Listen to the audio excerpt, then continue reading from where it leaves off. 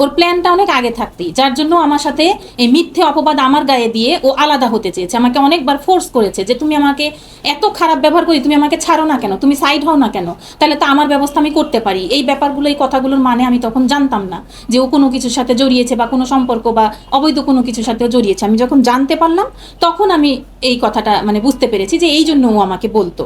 তো সেই মেরির মুখের কথাটা একটু শুনবেন। যেদিন যেদিন ওরে ধরছে এই যে 24 তারিখ আছে, সারাদিন আমি তার সাথে কথা কইছি। যেদিন আপনারা ফোন দিলেন ওই দিন সারাদিন কথা করার পরে কইতেছে সারাদিন এই করবো সেই করবো কটার পর আমি কি তুমি তো বলতে পারো না মনে থেকে আসলে ভুলা তো আর এরও দুষ্টামি করছে। আমি তুমি আসলে দায়িত্ব কি কয়েকটা জায়গায় দরখাস্ত কইরা যেভাবে এটার সাথে এইখান থেকে ও বেঁচে কিনা জানি সরে দিতে পারে, উকিল ধরে ও কেমনে করে কোন কোন প্রসেসে বেরিয়ে পারে, এই চিন্তা ভাবনা আর কি ওরে ছড়ানো, ওই জায়গা থেকে সরানো, বেঁচে কিনা জানি যাই পারে। আমার কথা কি যতটুকুই পারে নিয়ে এসে জানি বাকি জীবনটাও কাটাইতে পারে, বুঝছেন না ভাইয়া?